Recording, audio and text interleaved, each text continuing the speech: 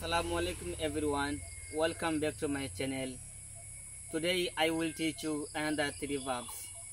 Number 1 is build, number 2 is buy, number 3 is begin. Whenever you talk to English before anyone, you have to learn vocabulary like verb. That's why I will teach you step by step verbs. আজকে আমি আপনাদের সামনে আরো তিনটি ভাব নিয়ে হাজির হয়েছি। অলরেডি আমরা 10টা ভাব শেষ করেছি। আজকে আমি আরো তিনটি ভাব নিয়ে কাজ করব। প্রথমত আমি বলেছি নাম্বার 1 ইজ বিগিন। এই বিগিন দিয়ে আমি বিগিন দিয়ে তিনটা ফর্মে আমি আপনাদেরকে উদাহরণ সহ বলবো। তাহলে প্রথম হচ্ছে begin.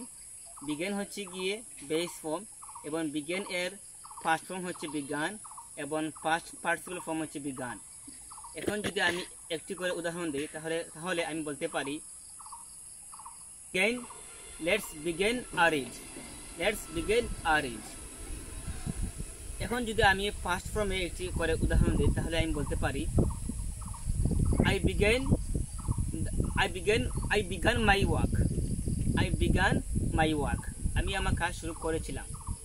I began my work. আমি আমার কাজ শুরু করেছিলাম।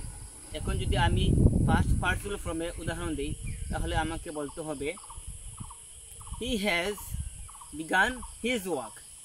He has begun his work. সে তার কাজ শুরু করেছে।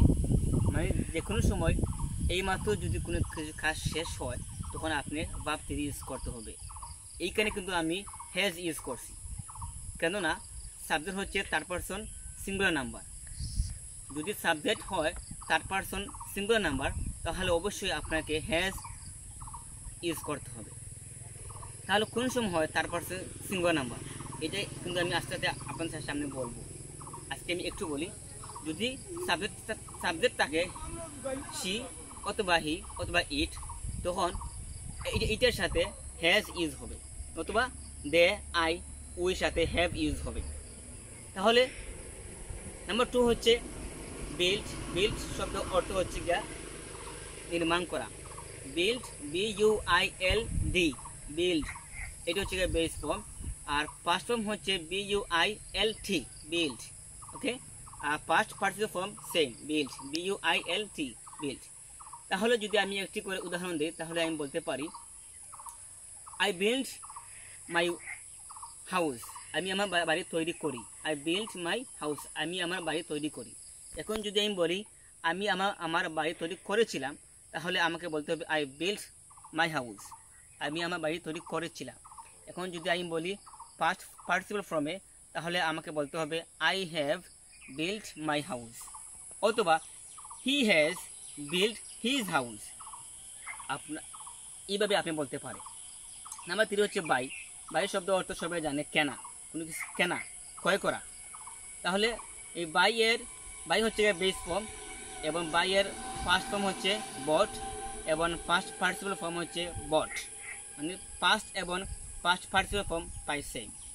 এখন যদি আমি একটি করে উদাহরণ দিই তাহলে আমি বলতে পারি, আমি যদি বলি আমি একটি ফোন কিনি, আমি একটি বই কিনি, তাহলে আমি বলতে পারি I buy a phone, I buy a notebook, I buy a pen। মানে বলা যায় মানে আমি কিনি, আমি একটি বই কিনি বা আমি একটি খাতা কিনি, আমি একটি কলম কিনি, I buy a pen। এখন যদি আমি বলি আমি একটি কলম কিনেছিলাম তখন আমাকে বলতে হবে পাস্ট ফর্মে বলতে হবে। কিভাবে বলতে হবে? এইভাবে বলতে হবে I bought a pen। আমি একটি কলম কিনেছিলাম আমার জন্য, ফর মাইসেলফ। ওকে, এখন যদি আমি ফার্স্ট পার্টিসিপল ফর্মে বলি তাহলে আমাকে বলতে হবে I have bought a pen। আমি একটি কলম কিনেছি, I have bought a pen, বা he has অথবা she has bought a pen for his homework। তার বাড়ির কাজের জন্য সে একটি কলম কিনেছে, এইমাত্র কিনেছে। এইভাবে আপনারা তিনটা ফর্মে ইউজ করতে পারেন এবং শিখতে পারেন। If you think my video is very helpful for you, please my video like, comment, share and subscribe my channel. My YouTube channel name is Kausar Hussain Official. Please subscribe my channel and please beside me. আসলে যারা ভালো content তৈরি করে তাদের পাশে থাকবে, তাদেরকে inspire করবে।